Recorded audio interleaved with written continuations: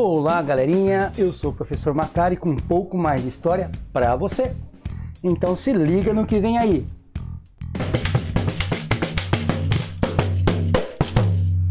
Chegou então aquela aula que você estava esperando para o PAS, a aula da matéria mais legal, a aula daquela matéria, história. Gente, história é tudo de bom. Quando você sabe história, você também sabe hoje o que você tem que fazer daqui para frente. Claro, você já tem experiência do que aprendeu, do que leu, do que conhece, do que aconteceu no passado.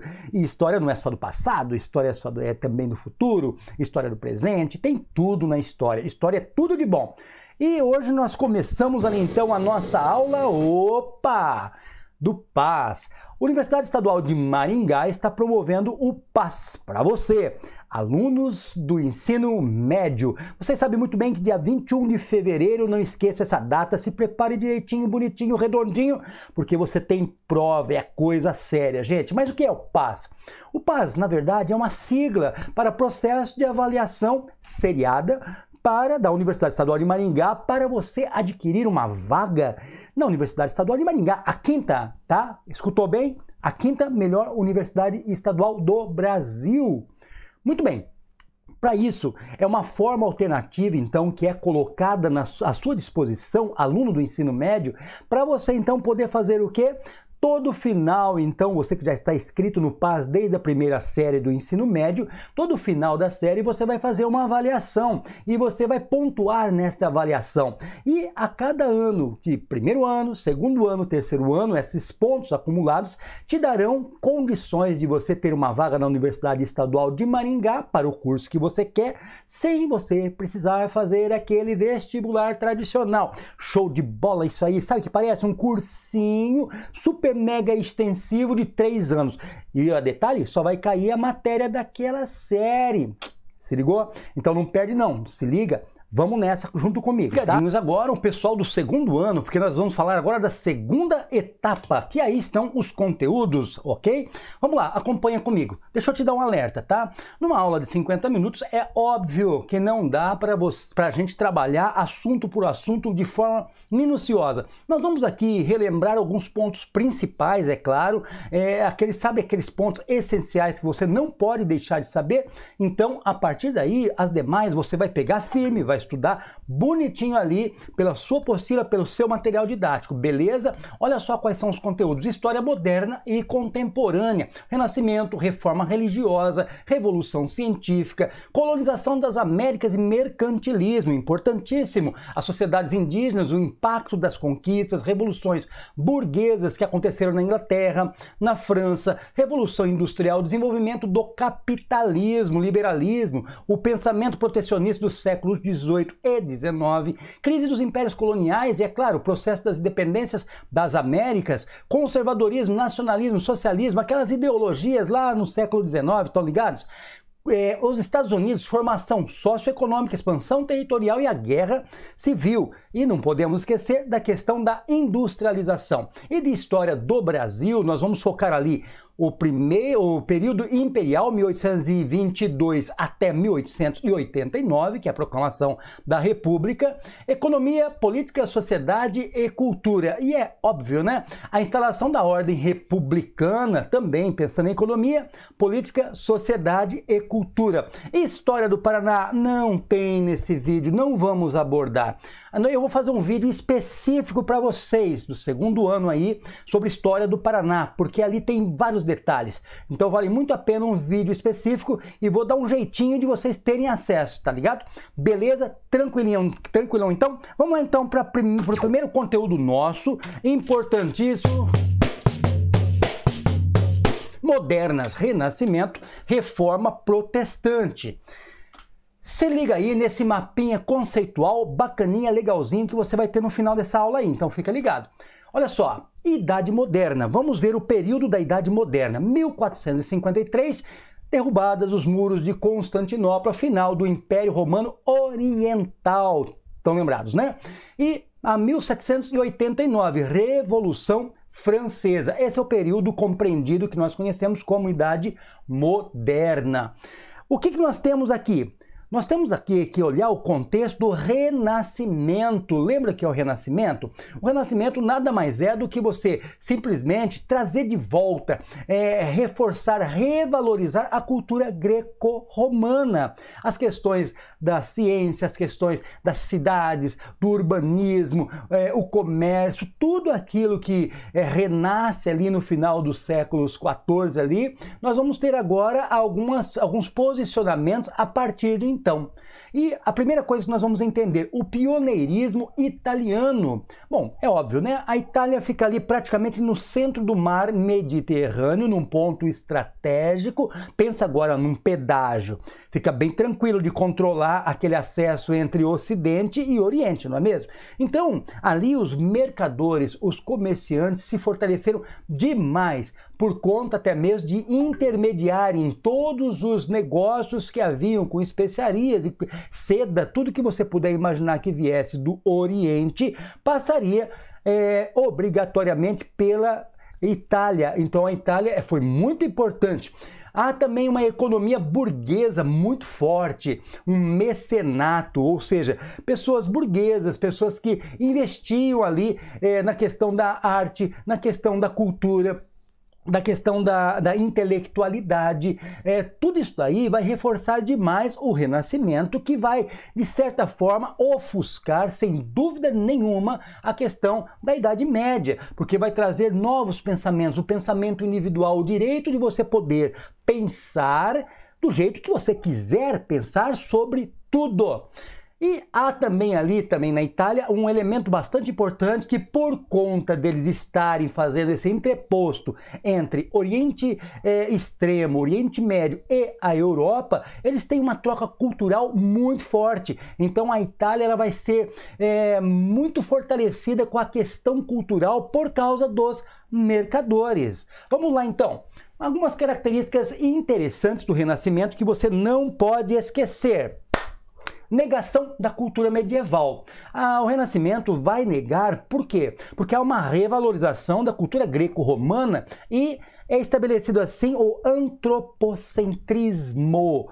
Vamos entender, antropocentrismo, ela não tem a ver com falta de fé, não tem a ver com não acreditar em Deus. Antropocentrismo tem a ver com responsabilizar os homens pelas suas atitudes. No teocentrismo, se deixava tudo a cargo de Deus. Tudo era Deus, tudo era vontade de Deus, veio a praga é a vontade de Deus, veio a bonança é a vontade de Deus. Aqui, o homem também participa deste processo. O homem é parte do processo dos direcionamentos que ocorrem no mundo, nos fatos, nos acontecimentos. Isso se chama antropocentrismo. Dentro do antropocentrismo existe um movimento chamado humanismo. O que é o humanismo? No humanismo, aí sim, há uma super mega valorização na intelectualidade humana, ao ponto de muitas vezes negarem Deus, surgirem o ateísmo, tá? Mas esse é um movimento dentro do antropocentrismo. Há um racionalismo muito, muito forte em detrimento da fé, e é claro, a ideia de que a Terra não é mais o centro do universo. Nós vamos deixar de lado o geocentrismo e vamos passar a pensar no heliocentrismo, ou seja, há um sistema solar. O sistema solar, o Sol, seria ali o centro do universo, né? Hélio, quer dizer, tem a ver com o Sol. Centrismo, o centro ali, porque a partir desse raciocínio, poderia-se então descobrir muitas e muitas outras coisas relacionadas ao universo. Nós já falamos um pouquinho do mecenato, também é uma característica muito forte, porque eles patrocinam as artes, patrocinam o intelectualismo, isso aí cria um senso crítico bastante forte. Quais áreas de influência serão atingidas pelo renascimento cultural? Muitas áreas. Os artistas em geral, o que você puder imaginar em termos de arte, serão expressões individuais, onde se tem um tempo de guerra, o pintor vai fazer a sua pintura muito relacionada à ideia da guerra, a ideia do momento que ele está passando ali, né? Você tem as artes plásticas, você tem as esculturas.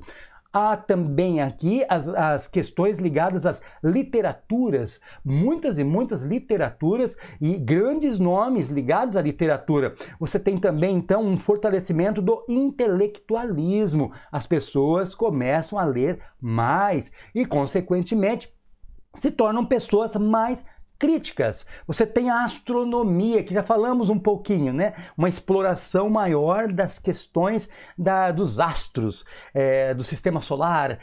Acaba aquele negócio de céu e terra e começa agora a se pensar em universo. A matemática é imprescindível para esse momento, porque tudo está na base dos cálculos, a física para entender os fenômenos ocorrentes na natureza, e tudo vira ciência. A história vira ciência, tudo vai virando ciência. Todos os experimentos que vão acontecendo, nós vamos falar logo mais ali, vai virando ciência. É o renascimento, é o fortalecimento da ciência. Olha só agora, o que acontece no meio disso tudo?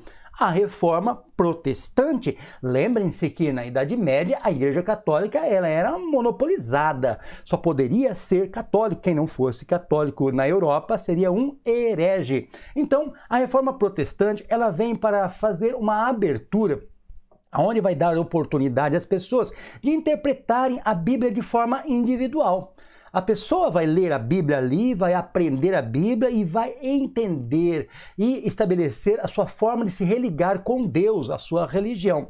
Esse período é uma transição do feudalismo para o capitalismo, e o protestantismo acaba sendo uma grande mola propulsora para o capitalismo, visto que se tinha muito mais liberdade de se ganhar dinheiro do que no catolicismo, que tinha a questão da usura, tinha várias questões ligadas que engessava de certa forma o crescimento do capital. Agora aqui não. E por conta disso vai vir as doutrinas muito interessantes, que nós vamos falar logo mais, que vai fortalecer ainda mais a ideia do capitalismo. Há um questionamento do catolicismo, ou seja, da religião do momento. A religião que já vinha há muito tempo sendo a oficial da Europa. Questiona-se as indulgências, que são as vendas de perdões.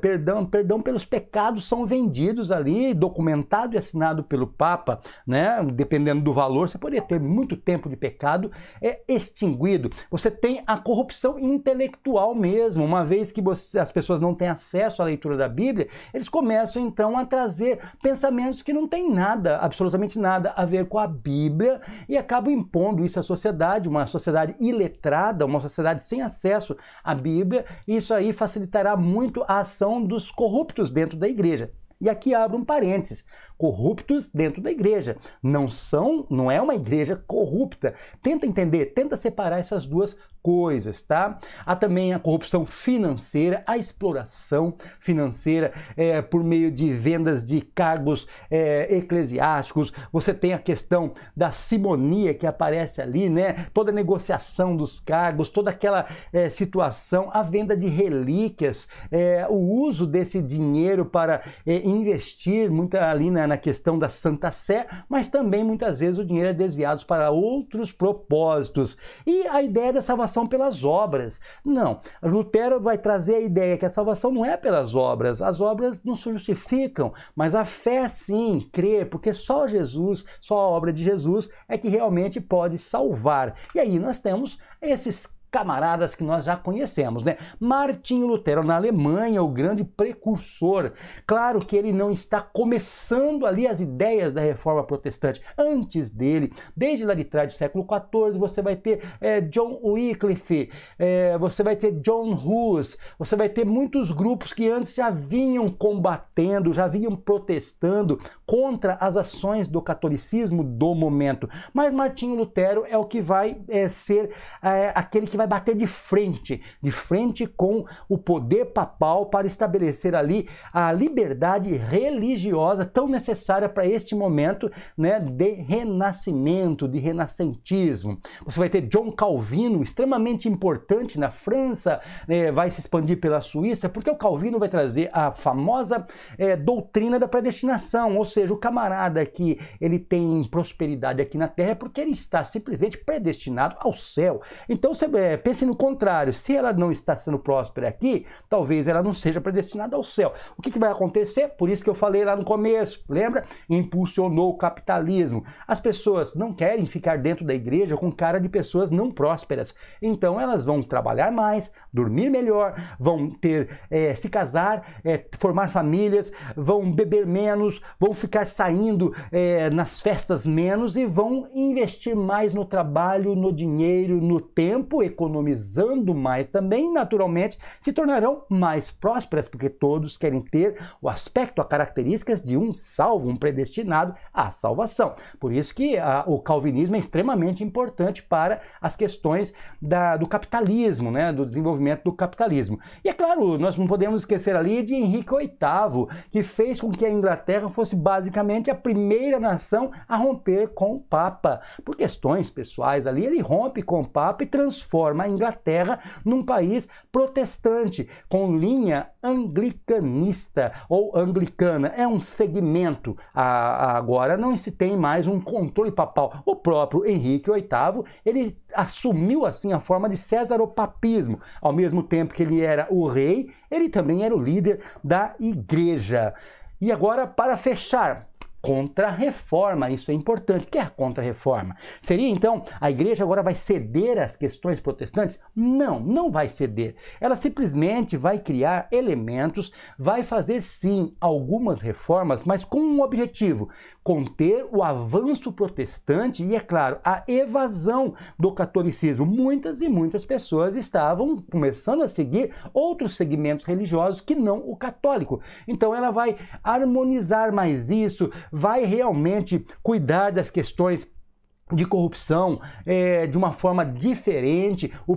A própria escolha papal, da idade do Papa mais velho, mais ancião, né, vai também fazer parte desse processo. Muitas e muitas coisas mudarão, mas as essenciais que Lutero realmente queria, isso não vai mudar muito, como por exemplo a ideia de imagens, a ideia de relíquias, essas coisas vão continuar, e a ideia também da Bíblia, né, ser interpretada, a Bíblia estar acima de tudo, somente só a palavra de Deus, só as escrituras. Não, a igreja ainda será acima da Bíblia, né, por várias questões que vale muito a pena estudar. É isso, gente, reforma protestante, é isso. O nosso próximo assunto agora aqui, vamos lá, epa, tocou ali, vamos bater no pandeiro.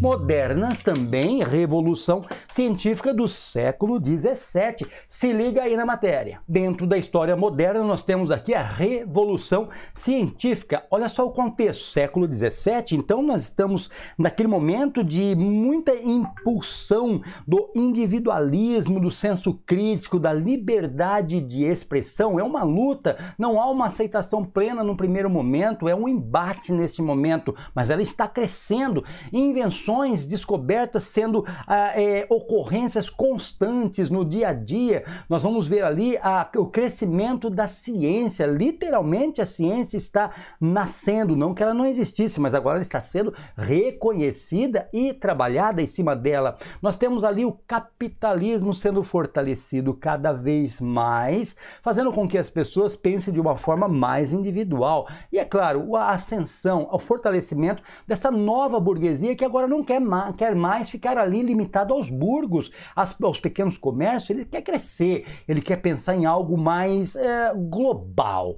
Pensa aí um pouquinho na Revolução Industrial que está se aproximando, né, gente? Agora, olha só, René Descartes, 1596, 1650, então nós temos ali entre o final do século XVI e o XVII, metade do XVII, ele vai trazer a ideia do pensamento crítico. Você vai poder ter as suas próprias ideias a respeito de certos assuntos. Vou fazer você entender um pouquinho mais. Lembra de Galileu Galilei? Quando ele trouxe a ideia, né, das possibilidades da Terra não ser o centro do universo? Coitado, né? Foi condenado pela Inquisição. Agora, aqui não. Aqui o fortalecimento faz com que a igreja perca muito desse poder de crítica, porque está havendo grandes nomes na ciência que estão se despontando, fortalecidos pelo Renascimento. Ele traz aqui algo muito importante, a famosa dúvida metódica, ou seja, duvide de tudo para que se tenha plena certeza ao final. Você não vai aceitar nada num primeiro momento. Você vai trabalhar com uma ideia bastante racionalista e, de certa forma, em detrimento da fé, porque não vai ficar na base do seja o que Deus quiser, mas nós vamos fazer aqui experimentos. Nós vamos desenvolver métodos, onde vamos desenvolver hipóteses, levantar hipóteses, vamos observar, vamos prever, fazer previsões dessas observações e, é claro, o mais importante, o experimento. René Descartes vai trazer tudo isso aí que vai fortalecer muito esse método para você lidar com os fenômenos da física, os fenômenos da natureza, para você lidar com a ciência. Pense bem agora aqui nessas novas ferramentas que vão chegando. Nós temos algo impressionante, a imprensa. O que a imprensa tem de importante? Cara, a imprensa, ele vai simplesmente aqui, ó, impulsionar o conhecimento, porque as pessoas vão começar a aprender a ler, vai ter mais pessoas querendo saber ler, porque agora eles começam a ter acesso às literaturas, aos livros científicos, às ideias diversificadas que se existem, e agora as pessoas põem isso no papel e distribuem para o mundo. Todo mundo pode conhecer as ideias do outro. Isso é muito importante, porque vai gerar uma força de influência muito forte em todos os sentidos, principalmente num período onde o Renascimento tinha acontecido e agora estava tudo se renascendo, ou melhor, renascendo literalmente. A imprensa de Gutenberg é impressionante, talvez uma das maiores invenções, se não for a maior, deste período, que até os nossos dias é extremamente essencial e importante. Ao fortalecimento do heliocentrismo por conta disso, os fenômenos da natureza são estudados e são publicados, há uma relevância muito forte na matemática, como já dissemos há pouco, e um conhecimento estruturado e prático, porque você não fica só na teoria, só na filosofia, agora você vai pôr na prática, experimentar, para ver se realmente é o que se está falando. A base da revolução científica são essas duas: a aplicação de técnicas, tecnologia, ou seja, novos formatos, novas maneiras de se analisar, né, alguma coisa que pode se tornar e vai se tornar científica, e criar uma teorização, uma teoria fortalecida com base nos experimentos. Em outras palavras, ninguém fica só na teoria, todo mundo experimenta e vê se realmente dá certo, como René Descartes, pelo seu método cartesiano, né? Ele vai ter uma metodologia para fazer essa análise, dividindo todo o contexto dos estudos do mais simples para o mais difícil. Ele vai analisar ponto a ponto com observações e, o mais interessante, vai reanalisar para ver se é isso mesmo, enumerar uma série de situações que René Descartes vai desenvolver, que vai ser uma metodologia para se fazer ciência. É o nascimento, literalmente, da ciência, né? Da teorização científica.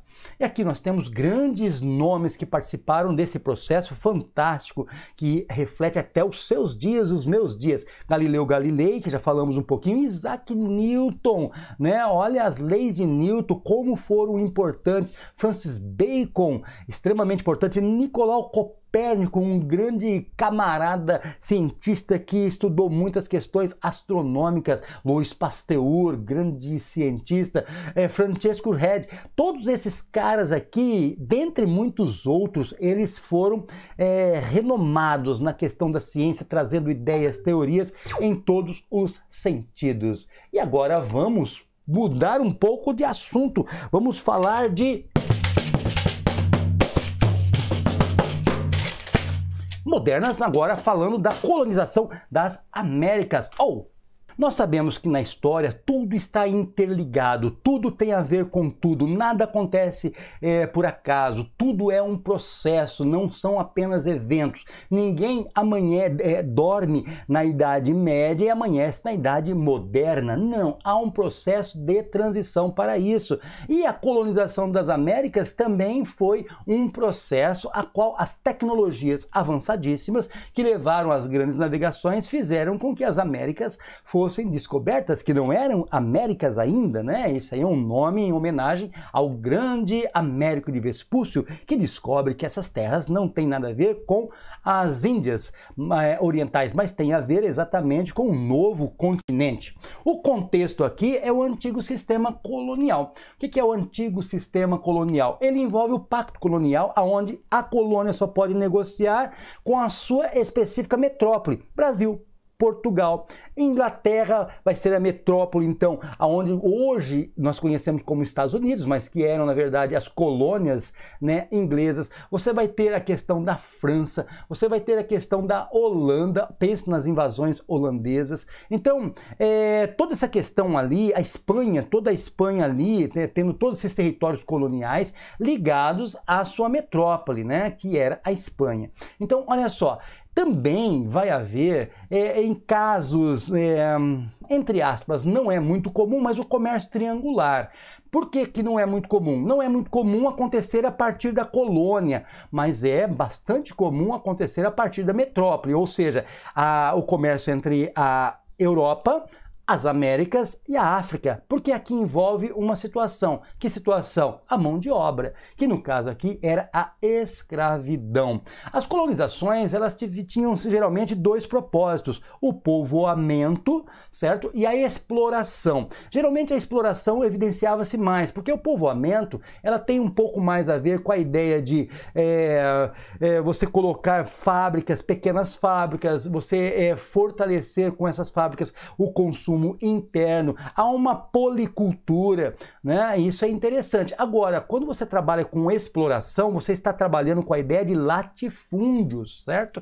O que são latifúndios? Grandes territórios extensos, que tem, às vezes, na verdade, um único dono, que vai plantar uma única cultura, a monocultura, para a exportação. Não se pensa num consumo interno apenas, mas exportar para o mundo. E a mão de obra aqui não é como no povoamento, que muitas vezes era salariado. A mão de obra na exploração, o próprio nome já está dizendo, era explorativa, porque era a escravidão a partir dos povos africanos. Pensando também que os indígenas também passaram por um processo de escravização.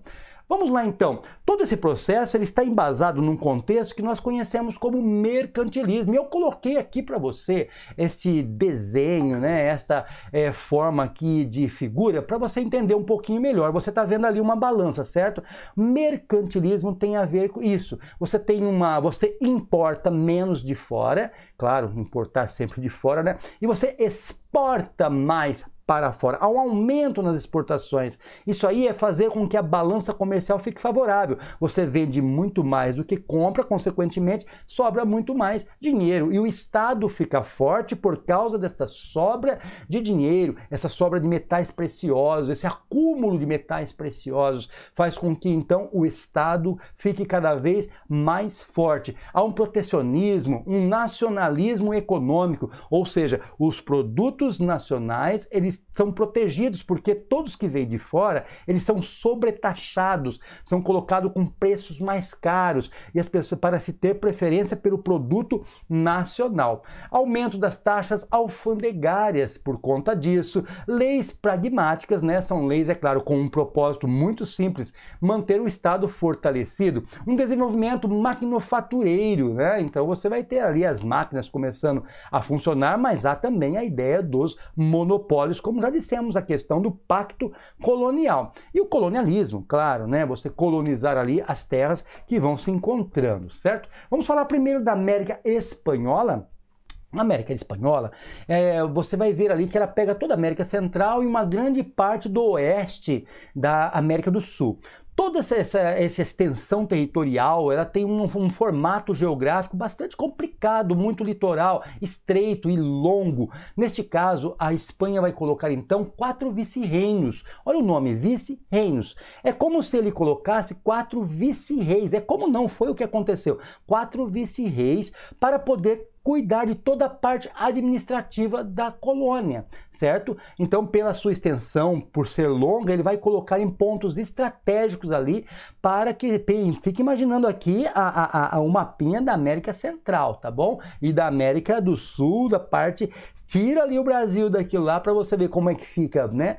Precisa então ter esses vice-reinos para facilitar ali o processo de colonização. Também precisa de ser protegida militarmente. Cria-se então 4 capitanias gerais. Essas capitanias gerais vão cuidar da proteção, das questões de segurança, da questão militar de todo o território hispânico. Faz-se os Conselhos das Índias, né? Ou seja, aqui é chamado de Índias também. Conselho das Índias é para que se possa, então, organizar, administrar as comercializações que existem entre a Europa e essas novas terras descobertas, as Índias Ocidentais, porque já tinha antes as Índias Orientais. As casas de contratação, que vai fazer toda a organização administrativa também de todos os setores de desenvolvimento dentro da colônia.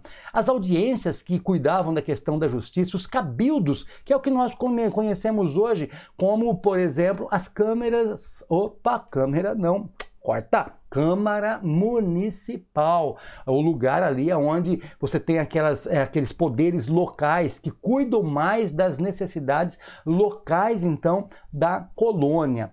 E aqui nós temos que destacar 2 formas de trabalho compulsivo, vamos dizer assim. A mita que já existia, né? Já existia povos que tinham o costume de trabalhar em prol dos seus deuses, então os espanhóis vão aproveitar muito bem esta ideia para que esses povos nativos aqui trabalhem em prol, né, dos deuses também, mas de forma compulsória, na verdade tirando vantagem daquela crença que eles já tinham. Na verdade, não tem pessoas que trabalham voluntariamente para os seus deuses? Isso acontecia com os povos, né, na América Hispânica. Eles aproveitavam isso também para ligarem a ideia de que eles tivessem algo com o divino e pudessem tirar benefício disso. E tinha também a encomienda. Esse era meio grave, porque olha a palavra, encomienda. Já ouviu falar da ideia de encomendar uma alma? Sim. Então você tem aqueles povos nativos que precisam de alguém para falar com Deus e encomendar a alma dele, no caso dele morresse, para ser salvo. Então as pessoas trabalhavam ali para serem salvas, né? Muitas vezes. E elas se sujeitavam, claro, que não de forma passional, mas à escravidão. Isso envolve os indígenas, principalmente chamados ali pelos europeus, os nativos aqui da terra, aqui da América Hispânica. Vamos andar um pouquinho mais. Como que é a sociedade? A sociedade é dividida entre chapetones, que são os colonizadores espanhóis que vieram com suas famílias e se instalaram aqui na colônia espanhola, em todas as colônias espanholas aqui das Américas. Os seus filhos nascem aqui, mas são filhos de espanhóis. Eles são chamados de crioulos.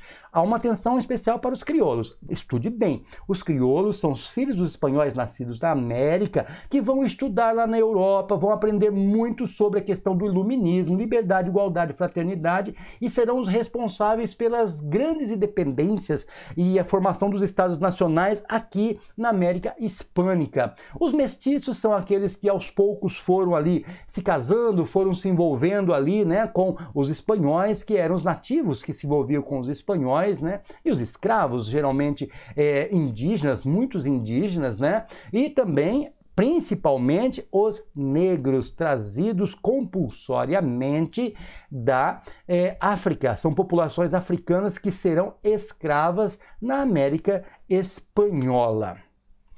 A América Portuguesa tem muita coisa com a América Espanhola, mas tem também questões distintas.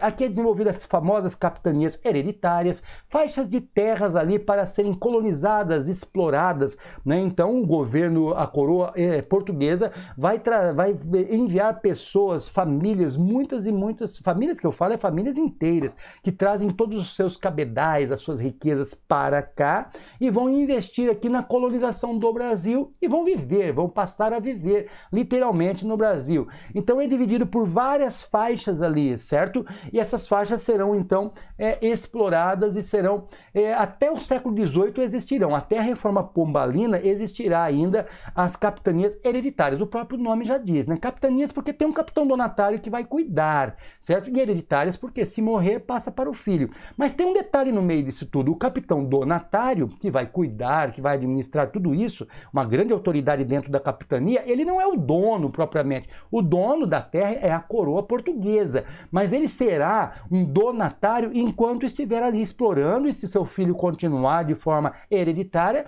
vai se continuando todo esse desenvolvimento, essa colonização que vai acontecendo dentro das capitanias, certo? Só que não deu muito certo. Apenas 2 capitanias de todas que tinham, eram um pouco mais, 15 ou 16, se eu não me engano, elas vão ter muita dificuldade com questão de mão de obra, eram muito extensas, mesmo com a subdivisão delas por meio das sesmarias, que eram doações, né, parcerias para desenvolver essas capitanias, ficou complicado, porque simplesmente você tem um problema sério, você tem que conversar com a coroa que está lá do outro lado do Oceano Atlântico, né? Então estabelece no Brasil a primeira capital do Brasil em Salvador, que vai ser chamada de governo geral. E nós teremos 3 governos gerais: Tomé de Souza, Duarte da Costa, Mendes Sá, todos eles muito, muito importantes. Nós não vamos entrar, por questão do tempo, nos detalhes do que cada um fez, mas entre e analise cada ação que eles fizeram, extremamente importantes, tá bom? Vamos lá então, a economia, ela está ligada com a questão da exploração do pau-brasil, depois nós vamos ter a cana, o plantio da cana-de-açúcar, que se estabelece muito fortemente no Nordeste por meio dos engenhos, e quando ele fracassa por conta da expulsão dos holandeses do Brasil, que vai fazer uma forte concorrência de produção de açúcar no Caribe, quebrando de certa forma todo o ciclo açucareiro do Brasil, vão se trabalhar ali já no século XVIII a exploração de metais preciosos como o ouro. É descoberto muito ouro no Brasil, né? E você vai ser principalmente nas regiões ali, os bandeirantes farão parte disso, das Minas Gerais, que ainda não era Minas Gerais, né? Ali era toda a capitania ali de São Vicente, estado de São Paulo, que depois vai ser subdividido, né? Com a famosa Guerra dos Emboabas, e vai se dividir São Paulo e Minas Gerais, como você conhece hoje.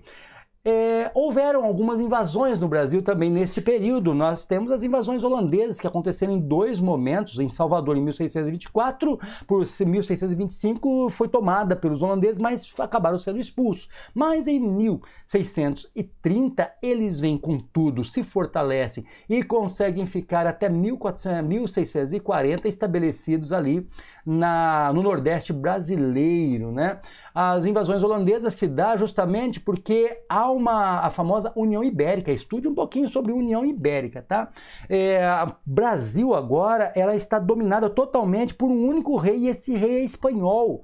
Então a Espanha, como administrava o Brasil, em todo o Brasil neste momento, porque o trono português estava vacante por causa da morte de Dom Sebastião numa guerra lá no Marrocos. Então neste momento a Holanda ela perde o acesso ao Brasil, e ela tinha feito muitos investimentos no Brasil. E esses investimentos acabaram sendo bloqueados, elas foram impedidas de continuar com aquele relacionamento que existia entre Holanda e Portugal, porque agora quem dominava aqui era a Espanha, e a Espanha era inimiga da Holanda. Então eles foram se obrigaram a invadir o Brasil para não perder todo o investimento nos engenhos que eles tinham feito em parceria com os portugueses. Isso vai durar até o ano 1640, né, ainda a União Ibérica, né, porque em 1640 Portugal volta a ter um rei, o Brasil volta a ser dominado por portugueses, né, só que tem um problema em tudo isso. O Tratado de Tordesilhas ali, né, que acontecia a partir das ilhas de Cabo Verde para cá, aquele tratado onde dividia o Brasil, que era aquela pequena faixa, ele vai ser literalmente anulado, né? Por quê? Porque no período onde está a União Ibérica acontecendo, os portugueses tinham acesso ao interior do Brasil, porque tudo era dominado pela Espanha, então não tinha lado português, lado espanhol. E eles vão fazer ali, então, muitos muitas pequenas cidades, vilarejos, fortalezas que vão acabar demarcando o território, que vai ser um conflito muito grande. Mas em 1750, por conta do Tratado de Madrid, nós vamos ter uma nova divisão de fronteira, é eliminada totalmente o Tratado de Tordesilhas e nós temos aqui então essas fronteiras muito parecidas com o mapa do Brasil que nós conhecemos hoje. Certo? São muitas informações? São muitas, mas aí é que tá. Tô só te alertando aí quais são as informações principais que poderão aí ser cobradas e serão com certeza. E tem mais informação chegando aí. Agora nós vamos voltar para a Europa novamente. Ideologias, ondas revolucionárias burguesas na Europa, lá onde? No século XIX. Vamos lá então, pessoal. Sem perca de tempo, tocando o barco. Ideologias e ondas revolucionárias. Ideologias tem a ver com ideias, né? Depois nós vamos falar também das ondas revolucionárias. O contexto de tudo isso aí, novas ideologias. Então nós temos ali muitas vertentes acontecendo dessas ideologias que nós vamos falar agora. Nós temos também ali, por conta das novas ideologias, onde está se questionando o quê? As questões sociais, a justiça social, as questões de como as coisas iam acontecendo naquele período, principalmente nesse período da Restauração. Napoleão havia sido derrotado, formou-se ali no Congresso de Viena, todos aqueles princípios para tentar fortalecer e trazer de volta o absolutismo, que conseguiu se reestabelecer de certa forma, que é o famoso período da Restauração. Mas em 1920, 1830, 1820, 1830 e 1840 nós tivemos ondas revolucionárias muito fortes, burguesas, para combater essas forças conservadoras do absolutismo, que queria manter os seus privilégios ali. Eram forças liberais versus forças conservadoras. Os liberais burgueses lutavam contra o absolutismo, o reestabelecimento do absolutismo na Europa. As vertentes de pensamento são diversas, nós vamos destacar algumas aqui importantes. Vertentes do socialismo, o famoso socialismo utópico, onde se pensava num mundo melhor, numa justiça social, numa igualdade ou tornar igualitário ali a sociedade, né? Então, baseado no livro chamado A Ilha de Thomas More, onde tinha ali a sociedade perfeita, a sociedade que era coletiva, tudo era bom para todos, todos tinham tudo, não faltava nada. Então se pensava nesse tipo de socialismo.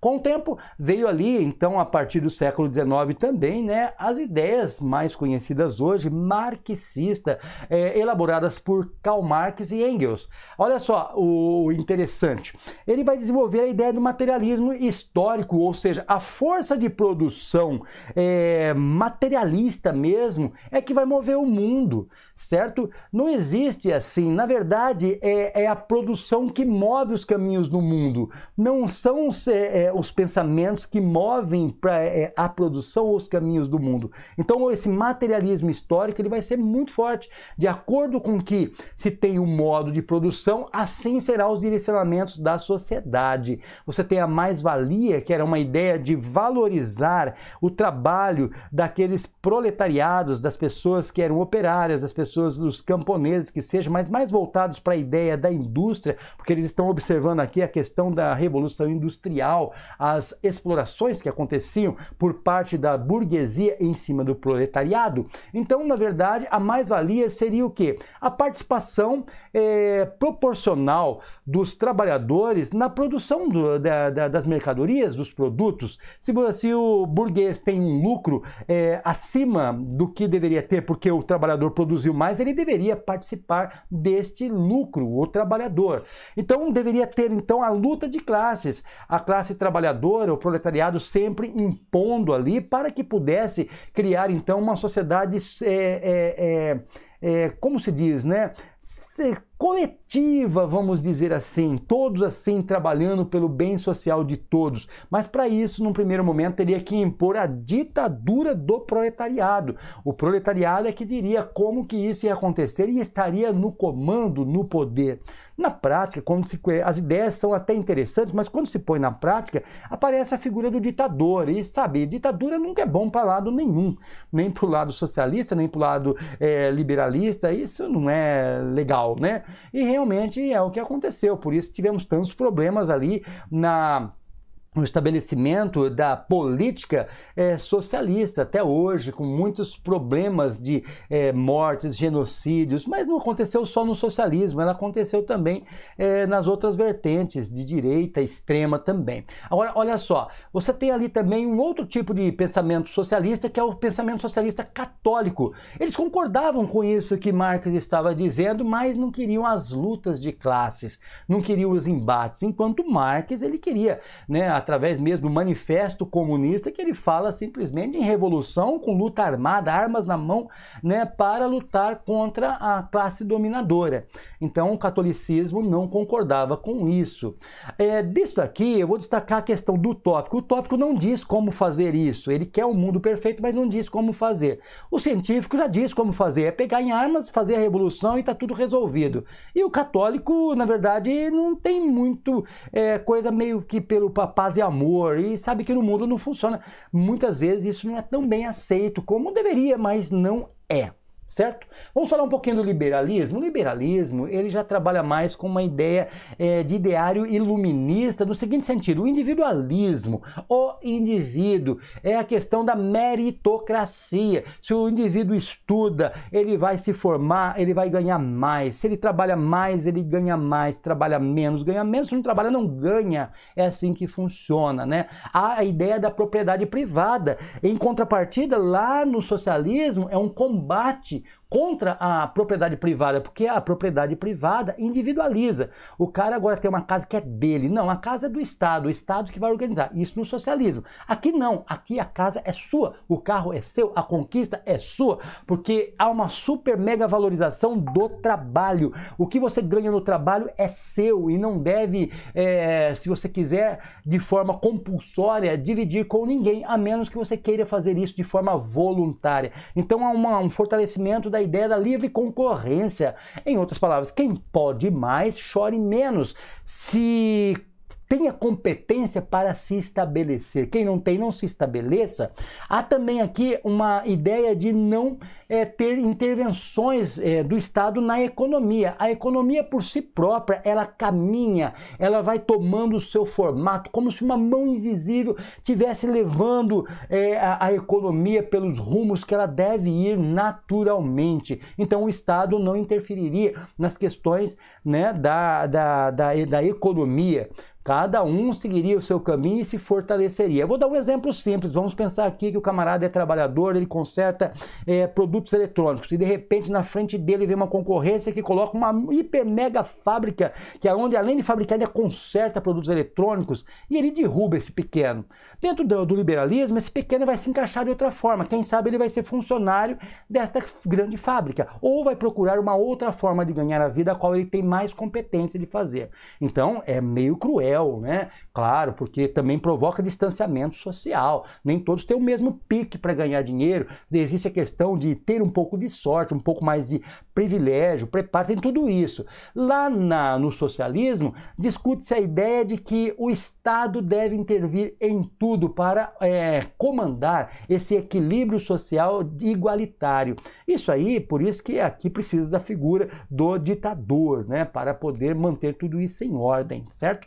Temos que lembrar uma outra situação também. O nacionalismo. Nacionalismo é importante. Pense no Brasil. Brasil, colônia de Portugal. Então ela está sendo subjugada por outra nação, certo? Então, nesse caso, o nacionalismo ele vai defender a ideia da independência. Agora vamos pensar na Alemanha. Aquele 39 estados independentes ali, cada um lutando por si, né? E você tem só o norte industrializado. No nacionalismo se pensa o seguinte: é muito melhor unir esses pequenos estados independentes E essa troca cultural, essa troca de riquezas fará com que a união desses estados independentes forme um estado nacional forte, e é o que aconteceu exatamente com a Alemanha, ali no final do século 19, né? A partir do 1870, por aí afora, a Itália também vai acontecer a mesma coisa. Então, unificação para povos de culturas comuns, subjugados, não subjugados, perdão, e independência para os povos subjugados por outras nações. E aqui eu termino com as revoluções, as ondas revolucionárias. O que são as ondas revolucionárias? Certo?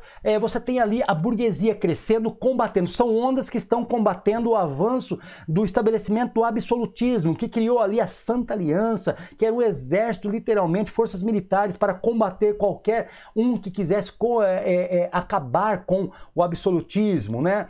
Com a morte de Napoleão, o absolutismo tomou conta. Embora você vai ver grupos ali que se diziam também liberais, burgueses, que acabou estabelecendo um tipo de absolutismo. Nós vamos ver ali o próprio Napoleão III, né, da França, que vai querer seguir os caminhos ali do seu antecessor, do seu parente, o próprio Napoleão Bonaparte. 1820 nós temos várias ondas liberais, e aí vale a pena nós lembrarmos de uma onda liberal muito importante que aconteceu lá em Portugal, que obrigou literalmente, né, o Dom João VI sair do Brasil, voltar para lá, porque eles estavam tomando conta de tudo.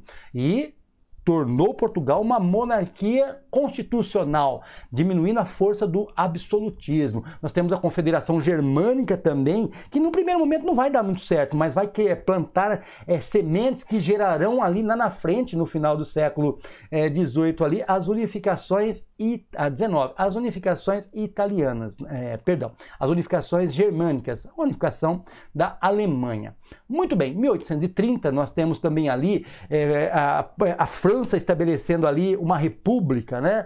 A França também derrubando ali reis absolutistas, tudo por meio das revoluções. E por fim, nós temos ali a Primavera dos Povos, que vai ter um elemento a mais. Agora você tem as pessoas liberais combatendo contra as forças conservadoras absolutistas, certo? E você tem aqui também o socialismo, o pensamento socialista em alta, né? E muito importante 1848, porque de certa forma ela vai projetar o socialismo para o mundo, vai derrubar literalmente, enfraquecer totalmente o absolutismo, pondo então fim, entre 1 milhão de aspas, claro, ao absolutismo dos reis. Agora as monarquias todas serão constitucionais, parlamentares e não simplesmente absolutistas, onde o rei praticamente poderia estar muitas vezes acima da lei. Primavera dos Povos, muito importante. Estude essas revoluções e essas ondas que são extremamente importantes para o paz.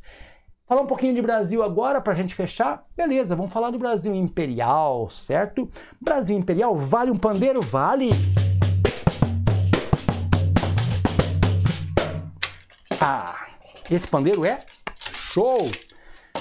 Bom, nesse sentido, vamos falar um pouquinho. Independência. O que nós temos na pós-dependência? 1822, nós estamos estabelecendo no Brasil aqui simplesmente o Império Brasileiro, dominado por Dom Pedro II, um descendente de português, origem portuguesa, ainda no poder, né? Nós teremos ainda a escravidão, que ela não será abolida com a independência, muito pelo contrário, né? Ela vai demorar muitos e muitos anos depois, só em 1888 que ela realmente será abolida. Mas foi um período de muitas transformações no Brasil. Nós temos o governo Dom Pedro I, que vai de 1822, da independência até 1831.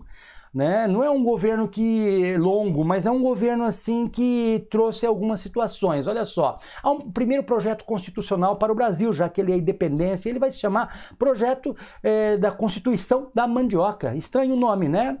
Olha só, a Constituição da Mandioca, por que isso? Porque os plantadores de mandioca que tivessem muitos alqueires, cerca de 150 alqueires, eles poderiam então participar do processo político, sendo os políticos do Brasil. Era, na verdade, uma coisa muito censitária. Quem tinha dinheiro estava no poder, quem não tinha não estava. Você queria votar? O voto seria censitário também. Se você pode não ter uma plantação de mandioca, então você não vai ser político, mas você vai votar. Mas você tem que ter uma renda de uma plantação de 150 alqueires de mandioca. É muita coisa, né? Então eu sou médico, mas eu ganho o equivalente ao plantio de 150 alqueires de mandioca? Não, então você não vai votar. Era mais ou menos por aí. E diminuía bastante o poder de Dom Pedro I, que não gostou nem um pouco. Mandou fechar ali aquela Assembleia Constituinte, andou até prendendo alguns camaradas ali e resolveu anular. Não deu certo esse projeto, mas ele então, o que ele fez? Outorgou, impôs uma outra Constituição, aonde tinha nesta Constituição de 1824 o poder moderador. Foi a primeira Constituição do Brasil, mas ainda no período imperial. O voto seria censitário, né? Teria sim que ter condições financeiras, ser alfabetizado, tudo para poder votar, senão você não votava. O voto também era aberto, tá? Você falava, vou votar, né, em alguém. E tinha tudo isso. O catolicismo era a religião oficial do Brasil naquele tempo.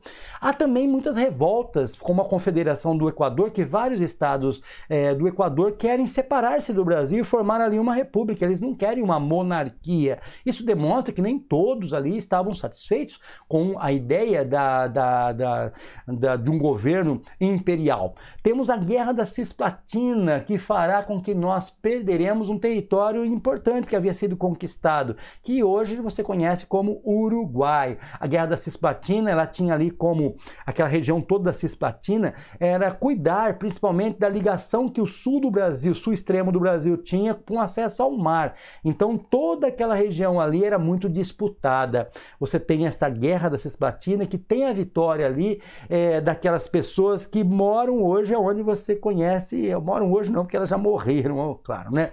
Mas elas estão ali, fizeram dali um estado nacional que se tornou ali o Uruguai. Foi um território que nós perdemos, mas não tem problema, porque nós compramos o Acre, né? E o nosso mapa continuou com um número ali de províncias, né, que se tinha então. Muito bem, nós temos a sucessão então do trono de Portugal. Isso aí vai fazer com que Dom Pedro I tenha que sair do Brasil. O governo de Dom Pedro I é complicado. Dom Pedro I, ele tinha a princesa Leopoldina, que fazia junto com José Bonifácio ali toda a estrutura administrativa do país. Geralmente o Dom Pedro era muito polêmico, tinha muitos problemas pessoais, de ordem íntima, muitas vezes assim, de relacionamentos extraconjugais, tudo isso. Mas diante disso daí, há um problema sério acontecendo agora em Portugal. A filha dele, ela está seria empossada a rainha de Portugal, mas não vai poder entrar no trono, né? Por que não vai poder? Porque ela não tem idade ainda, ela precisa de algum regente. Então, o Miguel, irmão de Dom Pedro I, se propõe a se casar com a sobrinha, para que depois, quando ela tivesse idade, o trono fosse passado. Só que quando ela chegou no momento de passar o trono, o que o Miguel fez? Não vou passar o trono. Dom Pedro I tem que sair do Brasil, em 1931 voltar para Portugal, para poder resolver essa questão, né? E ele nunca mais retorna ao Brasil, porque ele resolve a questão, ele luta contra o irmão dele, vai colocar a filha dele no trono, mas ele morre algum tempo depois, né? Alguns anos depois, ainda em Portugal, sem ter a oportunidade de vir para o Brasil. Mas para isso ele deixou o seu filho, Dom Pedro I, que vai ser o segundo Dom Pedro II, o Pedro de Alcântara, que era um menino ainda, né? Com 5 anos de idade. Para que esperar também que ele crescesse aqui, foram colocados então regentes que ia governar o Brasil neste período todo até Dom Pedro Pedro de Alcântara ter idade de se tornar o imperador do Brasil. É feito então muitas manobras políticas para isso, e uma delas que chama atenção, sem dúvida, é o golpe da maioridade. Mesmo a Constituição dizendo que Dom Pedro não tinha idade para governar, mas ele começa a governar o Brasil com 14 anos de idade. Diga-se de passagem, Dom Pedro II extremamente competente, extremamente preparado para governar mesmo tão novo, certo? Há grupos que concordam, grupos que não concordam, grupos mais liberais e grupos mais conservadores, né? Os liberais têm sempre ideias muito parecidas, muito voltadas com os pensamentos socialistas, geralmente, bem diferente dos conservadores, né? Nesse sentido, vai haver sempre uma alternância de poder ali junto ao Dom Pedro II. Nós temos ali a famosa famosa eleição do cacete, né? O que é a eleição do cacete? Eles brigam para ficar no poder. A briga de tapas mesmo ali, choques entre liberais e conservadores. E o Dom Pedro II simplesmente tira todo mundo que é lá e coloca um outro grupo no poder e vai tentando fazer essa alternância para equilibrar o poder. Nós temos ali o parlamentarismo às avessas. Por que parlamentarismo às avessas? Geralmente o parlamento divide o poder com o rei. Agora aqui não. O parlamento, o imperador simplesmente tem o poder absoluto. Se o parlamento decidir, mas o imperador não concordar, o poder moderador vai dizer: o imperador está certo. Então era um parlamentarismo às avessas, que não diminuía o poder do imperador, do rei naquele momento, né? A revolta praieira de 1848 está muito ligada ali às ideias da Primavera dos Povos, lá atrás. O que é a Primavera dos Povos? A Primavera dos Povos, nós já vimos lá atrás, né? São as revoluções que acontecem contra a imposição do absolutismo, contra o poder executivo, que está muito forte, né? Então isso aí também acontece no Brasil, em 1848, só que ela é totalmente exterminada ali, né, por Dom Pedro II, né? Mas, no entanto, ela deixa ali muitos pensamentos que vão aflorar futuramente. As ideias aqui, na maioria, socialistas. Nós temos a Guerra do Paraguai acontecendo de forma externa. Não vamos entrar aqui nos detalhes, mas só para entendermos um pouquinho, esta guerra aqui, o Paraguai queria expandir seus territórios e ele acaba encontrando motivações para fazer isso, invadindo o Brasil, invadindo outros territórios. Então é formada uma tríplice aliança entre Brasil, Argentina e Uruguai para combater esta invasão do Paraguai. A guerra é sanguinária, só que é uma guerra diferente, né? Na verdade, quem fica na guerra de verdade mesmo é o Brasil, que vai lutar, vai morrer muitas pessoas, principalmente do lado paraguaio, até crianças se envolvem na guerra. Alguns estudiosos dizem que mais de 60%, 70% da população paraguaia foi dizimada, a economia paraguaia é levada a zero, né? Ela tem que recomeçar tudo. E essa guerra do Paraguai gerou um problema muito sério, porque os soldados que foram para a guerra, também escravos, lutaram na guerra do Paraguai a troco da sua alforria. Mas nem todos foram beneficiados como a promessa que aconteceu. Isso aí vai fazer com que os militares que não tiveram reconhecimento à altura por serem os grandes vencedores da guerra do Paraguai, esses militares brasileiros, eles vão começar a lutar contra a monarquia e querer uma república. E vai ser uma das causas da queda da república, inclusive. Muito bem. A economia aqui nós temos o café em alta. Nossa, o café era o carro-chefe da economia brasileira. Há uma crise do escravismo, né? Já tem ali discussões sobre a escravização, porque nós tínhamos muita influência da Inglaterra. E a Inglaterra não queria mais escravos no Brasil, ela queria que esses escravos se tornassem consumidores dos produtos da Inglaterra. Pensa, eles estão em meio à Revolução Industrial. Nós temos aqui um fortalecimento, um surto industrial muito forte por parte dos cafeicultores, que acabam diversificando seus negócios, colocando indústrias com estímulo do governo federal, é claro, né? Movimentos abolicionistas começam a acontecer principalmente a partir da segunda metade do século XIX, que vai ter a participação de muitos grupos sociais, inclusive grupos em minoria, mas da igreja, grupos protestantes, grupos de pensadores, intelectuais, jornalistas, advogados que vão lutar em favor da libertação dos escravos, certo? Uns de forma mais humanitária, outros de forma pensando mais econômica, mas acontece a libertação dos escravos. E vai ser outro problema para Dom Pedro II, porque na verdade não é ele que liberta, quem liberta é a princesa Isabel, sua filha, a futura sucessora do trono, e ela liberta os escravos, mas não indeniza os cafeicultores. Então há um prejuízo muito grande para os cafeicultores, que vão começar a apoiar a república. E aparecem muitas leis protelatórias para acabar com a escravidão. Vamos lembrar um pouquinho, nós temos lá o fim do tráfico negreiro, né, por Eusébio de Queiroz, 1850.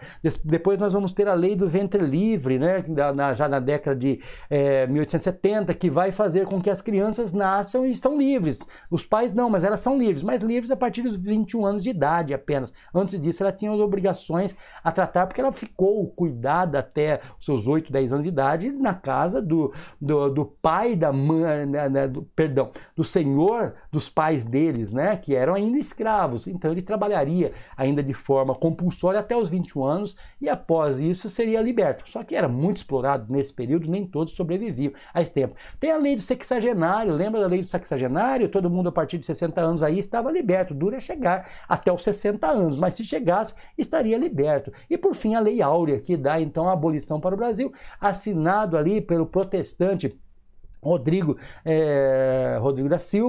Silva, né? E também Augusto Rodrigo Silva e também pela princesa Isabel, né? Que deu aí a liberdade plena aí aos escravos. Só que uma liberdade onde eles não tinham políticas sociais. Por isso nós temos hoje tantos problemas sociais envolvendo as questões de racismo. Um outro assunto que você deve estudar bastante. E para fechar aqui a nossa aula, vamos lá. Fim do Império, com as crises que acontecem justamente por causa dos militares, por causa da Guerra do Paraguai. Nós temos a questão da abolição, que não houve ressarcimento dos senhores de escravos. E nós temos também ali os católicos. Simplesmente o Papa achou que agora maçom não vai fazer mais parte da Igreja Católica, não pode mais participar das missas. E a maioria das pessoas que estavam no governo era maçom. Alguns bispos acabaram prendendo ou melhor, expulsando alguns maçons da igreja lá no Nordeste, né? O que o Dom Pedro II faz? Prende esses bispos. E ele acaba então criando ali uma situação muito desagradável entre a igreja e os católicos, né, e o próprio império, que vai fazer com que muitos católicos e a própria igreja comece a apoiar a ideia republicana. Por fim, Marechal Deodoro da Fonseca, liderando ali o exército brasileiro nesse momento, parte do exército brasileiro, né, o clube, né, na verdade, ali dos militares, ele vai então proclamar a república em 15 de novembro de 1889, pondo fim ao Império Brasileiro. 49 anos de governo Dom Pedro II. Foram anos bons de transformação, grande governo, mas muito tempo isso acabou se desgastando e alguns problemas que nós já citamos aqui acabou fazendo com que o Brasil deixasse de ser império. Tá bom? Nós não vamos entrar aqui, ó, nós estamos chegando aqui no final da nossa aula. Vou voltar aqui um pouquinho, tá? Mas olha só, mesmo nós terminando aqui por conta do nosso horário, estude sobre a proclamação da República na história do Brasil. Todo aquele período é muito importante, vai cair no PAS. Fique ligadinho nas demais matérias, que às vezes nós não conseguimos aqui dar aquele toque especial. E fique ligado que eu vou mandar o vídeo de Paraná com acesso a todos que precisam para esse vídeo aí, tá bom? É isso aí, pessoal. Chegamos ao final da nossa aula. Obrigadão, tchau pra vocês! É isso aí, pessoal. Vamos ficar por aqui na nossa aula de hoje, mas olha, se liga nas próximas aulas que estão vindo de história, tá? Aquele beijão no coração. Tchau, tchau. Valeu!